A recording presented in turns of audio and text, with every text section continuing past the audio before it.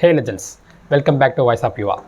இந்த வீடியோவில் நம்ம என்ன பார்க்க போகிறோம்னா, கரூரில் பாதிக்கப்பட்ட மக்களை வந்து தாவேகா தலைவர் விஜய் வந்து பார்க்க போகிறாரு அப்படின்ற மாதிரி நியூஸ் வந்தது இல்லையா? அதை பற்றி தான் நம்ம பார்க்க போகிறோம். சரிங்க, தப்பாக சொல்லிட்டேன். ஆக்சுவலாக கரூரில் பாதிக்கப்பட்ட மக்கள் தான் வந்து பாதிக்கப்படாத தாவேகா தலைவர் விஜயை வந்து நேரில் பார்க்க போகிறாங்க. இதுதான் வந்து ஒரிஜினல் நியூஸு. அதை பற்றி நம்ம உள்ளே பார்ப்போம். அதுக்கு முன்னாடி நம்ம சேனலை சப்ஸ்கிரைப் பண்ணாமல் பார்த்துட்டு இருக்கோங்க, சப்ஸ்கிரைப் பண்ணிவிடுங்க. உங்களோட கருத்துக்களை கமெண்ட் செக்ஷனில் தெரிவிங்க. லைக்ஸ் அண்ட் ஷேர் பண்ணி சப்போர்ட் பண்ணுங்கள். முதல் வீடியோவில் போகிறதுக்கு முன்னாடி விஜய் ரசிகர்கள் வந்து ஒரு விஷயத்தை தெளிவாக சொல்லணும்னு நினைக்கிறேன். அது என்னென்னா, நமக்கு தெரிஞ்ச யாரோ ஒரு நபர் அவர் வீட்டில் வந்து ஏதோ ஒரு அசம்பாவிதம் நடந்து ஒரு உயிரிழப்பு ஏற்பட்டுச்சு. ஓகேங்களா? அவங்க என்ன நிலைமையில் இருப்பாங்க? அவங்க வந்து ரொம்ப ஒரு மனதளவில் பாதிக்கப்பட்டு வீட்டு வெளியோட வர முடியாத நிலைமை, அக்கம் பக்கம் உறவினர் கூட பேச முடியாத நிலைமையில் அப்படியே ஒரு முடங்கி போய் ஒரு வீட்டிலேயே உள்ளே இருப்பாங்க. அவங்களுக்கு நம்ம என்ன பண்ணுவோம்? அவங்க வீட்டுக்கு நேரடியாக நம்ம போயிட்டு, இப்படியே இருக்காதீங்க, எல்லாம் மாறிடும், உங்களுக்காக நாங்கள் இருக்கோம், அந்த உறவு போனால் என்ன, அந்த உருவாக நாங்கள் எல்லாமே உங்களுக்காக இருக்கோம், எங்களுக்காக வந்து நீங்கள் வீட்டை விட்டு வெளியே வாங்க, எல்லார்கிட்டும் பழையபடி பேசுங்க, இந்த நடந்த சம்பவத்துலேருந்து வெளியே வாங்க, ஏன்னா உங்களை நம்பி மற்ற பேர்லாம் இருக்காங்க, அவங்கள பற்றி நினச்சி பாருங்கள், போன ஒரு உயிரே வந்து நினச்சிட்டே இருக்காதீங்க அப்படின்னு சொல்லிட்டு நம்ம தான் வந்து நேரடியாக அவங்க வீட்டுக்கு சென்று அவங்கள வந்து ஒரு ஆறுதல் வார்த்தை கூறி அவங்களோட மனநிலையிலேருந்து வெளியே எடுத்துகிட்டு வந்து அவங்கள மாற்றணும்னு நினைப்போம். அதுதான் வந்து ஒரு துக்கம் விசாரிக்கிறது, இல்லை அவங்களுக்கு வந்து ஒரு ஆறுதல் சொல்கிறதுன்னு சொல்லுவாங்க, அந்த வீட்டுக்கு போய் நேரடியாக சொல்கிறது. ஆனால் இங்கே என்ன பண்ணுறீங்க நீங்கள்? நேற்று வரைக்கும் விஜய் வந்து கரூரில் பாதிக்கப்பட்ட மக்களை வந்து பார்க்க போகிறாரு, அங்கே வந்து மண்டபம் எடுத்து இது பண்ண போகிறாரு அப்படின்னு சொல்லிட்டு தான் வந்து தகவல் சொல்லிட்டு இருந்தீங்க. விஜய் ரசிகர்களோ இந்த டிவிக்கு அஃபிஷியல் சோஷியல் மீடியாவை என்ன பண்ணிட்டு இருந்தீங்க? எங்கள் தலைவர் வந்து பார்க்க போகிறாரு, எங்கள் தலைவர் பார்க்க போகிறாரு அப்படின்னு சொல்லிட்டு முட்டு கொடுத்துட்டு பேசிகிட்டு இருந்தீங்க. சடனாக என்ன ஆச்சு? இல்லை, அது கேன்சல், எங்களுக்கு வந்து தகுந்த பாதுகாப்பு தரலை, அனுமதி தரலை அப்படின்னு சொல்லிட்டு உடனே வந்து சென்னைக்கு வந்து பாதிக்கப்பட்ட மக்களை வந்து வர சொல்லியிருக்காரு எங்கள் தலைவர். அவங்கள வந்து நேரடியாக சென்னையில் வந்து ஒரு மண்டபத்தில் பார்க்க போகிறாரு அப்படின்ற மாதிரி நியூஸு வந்தது. வந்த உடனே என்ன பண்ணீங்க? விஜய் ரசிகர், இந்த டிவிகே தொண்டர்கள் முக்கால்வாசி பேர் விஜய் வந்து எதிர்த்து கேள்வி கேட்க ஆரம்பித்தாங்க. எனக்கு ரொம்ப சர்ப்ரைஸாக இருந்தது. இதுதான் வந்து ஒரு ஆரோக்கியமான அரசியல். ஏன்னா தன் கட்சியிலேயே வந்து தவறான ஒரு டிசிஷன் எடுக்கிறப்போ தொண்டர்கள்லாம் வந்து அதை தவறுன்னு சொல்லிட்டு கேள்வி கேட்குறாங்க இல்லையா? அது வந்து ஹெல்த்தியான அரசியல். இதுதான் வந்து நான் வந்து விஜய் ரசிகர்கிட்ட வந்து எதிர்பார்க்குறது, விஜயோட தொண்டர்கள்ட்ட எதிர்பார்க்குறது. ஏன்னா ஒரு தப்பான விஷயத்த, அது நமக்கு பிடிச்ச நடிகராக இருந்தாலும் சரி, அவர் தலைவராக இருந்தாலும் சரி எடுக்கிறப்போ இது தவறுன்னு வந்து சுட்டி காட்டி சோஷியல் மீடியாவில் உங்களோட கருத்துக்களை சொல்கிறீங்க பார்த்தீங்களா? அது வந்து உண்மையாகவே வரவேற்கத்தக்க விஷயந்தான். அது வந்து நான் ரொம்பவே இப்போது அது நல்லபடியாக அவங்களுக்கு வந்து மூளை வேலை செஞ்சுருக்கு, வர்றா சூப்பராக பேசுகிறாங்க அப்படின்னு சொல்லிட்டு நானும் ஒரு நல்லபடியாக தான் யோசிச்சுட்டு இருந்தேன். ஓகேங்களா? அதுதான் கரெக்டு, ரைட்டா? பட் என்ன ஆச்சுன்னு தெரில, வித்தின் ஒன் டேல எவன்லாம் வந்து அந்த கேள்வி கேட்டான் இல்லையா, சென்னைக்கே வந்து அவங்கள பாதிக்கப்பட்ட மக்களை வர சொல்கிறீங்க, இது தவறு அப்படின்னு சொல்லி கேள்வி கேட்டான் இல்லையா, போஸ்ட் பண்ணான் இல்லையா, அவன் வித்தின் ஒன் டேல என்ன பண்ணிட்டான் தெரியுமா? அப்படியே ஒரு பல்ட்டி, அந்தல் பல்ட்டி என்ன அடிச்சான் தெரியுமா? தலைவா, நீ என்ன டிசிஷன் எடுத்தாலும் நாங்கள் உங்களுக்கு உறுதுணையாக இருக்கோம் அப்படின்னு சொல்லிட்டு இப்போ சென்னைக்கு வர வைக்கிறது வந்து முட்டு கொடுத்துட்டு இருக்கான். என்ன பேசுகிறான்? அவங்கள சென்னைக்கு வர வச்சா என்ன, உங்களுக்கு என்ன வயிற்றுச்சலுக்குது, உங்களுக்கு என்ன நோவுது, அவங்க வந்துட்டு போகிறாங்க, உங்களுக்கு என்ன அப்படின்னு சொல்லிட்டு முட்டு கொடுத்துட்டு இருக்கான். ஒன்று புரிஞ்சுங்க, நீங்கள் என்னன்னு சொல்லிட்டு ஃபஸ்ட்டு இந்த கட்சியை ஸ்டார்ட் பண்ணிங்க. திமுக, அதிமுக போன்ற பழைய கட்சிகளுக்கு மாறுதலான, அதாவது மாற்று அரசியலாக ஒரு புதிய கட்சியாக வந்து உங்களை அடையாளப்படுத்திக்கிட்டீங்க, ரைட்டா? அப்போ நீங்கள் என்ன பண்ணணும்?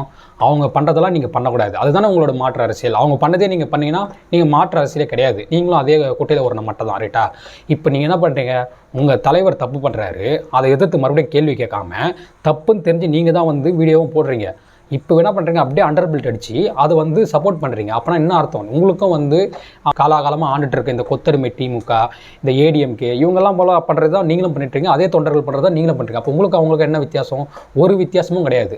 அப்போ உங்களை எதுக்கு நாங்கள் வரவேற்கணும்? உங்களை வரவேற்க தேவையில்லையே. அவங்க மாதிரி தான் நீங்களும் பண்ணுறீங்கன்னா அப்போ அவங்களே இருந்துட்டு போட்டோமே, நீங்கள் எதுக்கு? அப்போ திருட்டு திமுக போல கட்சிகளும் அதிமுக போல கட்சிகளை வந்து வர வேணாம்னு சொல்லிட்டு தான் வந்து மாற்று அரசியல் தேடிட்டு இருக்கோம். நீங்களும் வந்து அதேமாதிரி தலைமை தப்பு பண்ணுறதுன்னா அதுக்கு முட்டு கொடுக்குறீங்கன்னா அப்போ நீங்களும் அவங்களுக்கு ஈடாகிற ஒரு ஆள் தானே. உங்களுக்கு ஒன்றுக்கு ஒன்று சலைச்சதில்லை, நீங்கள் ஏதோ வித்தியாசம்லாம் கிடையாது, ஒன்று சலைச்சதே கிடையாது, நீங்களும் அவங்களும் ஒன்று. அப்போ நீங்கள் தேவையே இல்லையா நீங்கள் ஒரு கட்சின்னு, புதிய கட்சின்னு சொல்லிட்டு? அதாவது ஒரு வீடியோ போடுறோம், அதை பாருங்கள். அதில் கரூரில் பாதிக்கப்பட்ட நபர் ஒருத்தர் நடக்கவே முடியல அவரால். அவரை வந்து பஸ்ஸில் ஏற்றிட்டு போயிட்டு சென்னைக்கு இவங்க கூட்டிகிட்டு போகிறாங்களாம். இன்றைக்கி கூட்டிகிட்டு போகிறாங்க, நாளைக்கு வந்து விஜய் வந்து சந்திக்க போகிறாராம். அதுக்காக இன்றைக்கே கூட்டிகிட்டு போகிறாங்க அவரால் முடியாதவரை.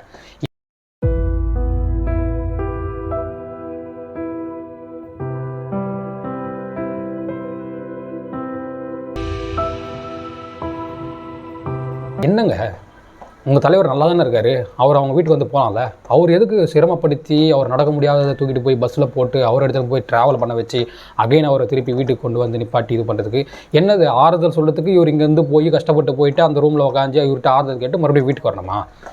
என்ன புரியல எனக்கு. அப்படி என்ன ஆறுதல் சொல்ல போகிறீங்க? எதாவது மேஜிக் எதனா மந்திரம் எதனா போட போகிறீங்க? மந்திரம் பண்ணி வந்து அப்படி அந்த கஷ்டத்தை தீர்த்துற போகிறீங்களா? ஏன் பாதிக்கப்பட்ட மக்கள் வீட்டில் போய் பார்க்க மாட்டாருன்னு கேள்வி கேட்டால் அவருக்கு வந்து தகுந்த பாதுகாப்பு தரலை, தகுந்த அனுமதி தரலை, ஆடபம் கிடைக்கல, அது கிடைக்கல, இது கிடைக்கல, 1008 கதை விடுறீங்க. இப்போ மட்டும் உங்களுக்கு எப்படி மகாபலிபுரத்தில் யார் அனுமதி கொடுத்தா உங்களுக்கு? யார் பாதுகாப்பு கொடுக்குறா உங்களுக்கு? எதனா கரூரில் பண்ண போகிறீங்க, அதை மகாபலிபுரத்தில் பண்ணால் மட்டும் எப்படி உங்களுக்கு பாதுகாப்பு கொடுத்துருவாங்க, எப்படி அனுமதி கொடுத்துருவாங்க? ஏங்க நீங்கள் ஃபஸ்ட்டு யார்கிட்டும் போயிட்டு அனுமதியும் கேட்கல, பாதுகாப்பு மட்டும் தான் கேட்டீங்க, யார்கிட்டும் போய் அனுமதி கேட்கல. புரியுதுங்களா? நீங்களா சும்மா ஒரு கதை கட்டினதுக்காக கதை கட்டிட்டு இருக்கீங்க. எப்படிங்க கரூரில் போய் பார்க்க முடியாது, அதே குடும்பத்தை வந்து மகாபலிபுரத்தில் வச்சு பார்க்க வச்சா அனுமதி கொடுத்துருவாங்களா உங்களுக்கு? யாருங்க அது மாதிரிலாம் புதுசாகுதுங்க எனக்கு. இதுக்கு தராதவங்க அதுக்கு மட்டும் எப்படி தந்துருவாங்க? தரப்புலேயே கேட்குறேன்.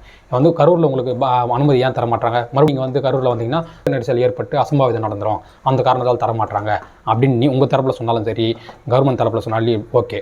இப்போ மகாபலிபுரத்தில் மட்டும் நீங்கள் போகிறது யாருக்குமே தெரியாதா? ஊருக்கே நீங்கள் என்ன பண்ணுறீங்க, வெட்ட வெளிச்சமாக போட்டு சோஷியல் மீடியாவில் நாளைக்கு வந்து தலைவர் சந்திக்க போகிறார், நாளைக்கு தலைவர் சந்திக்க போகிறாருன்னு சொல்லிட்டு செய்தியை போட்டுட்ருக்கீங்க. அப்போ எல்லாருக்குமே தெரியும் விஜய் வந்து மகாபலிபுரம் வராருன்னு சொல்லிட்டு. அப்போ இங்கே இருக்கிற எல்லா தற்கொலை பாயெல்லாம் என்ன பண்ணுவான், நாளைக்கு லீவை போட்டு என்ன பண்ணுவான், மகாபலிபுரத்தை போய் நிற்பான். நின்று தலைவரை நாளைக்கு கத்தி நிற்பான் ஜாம்பி மாதிரி.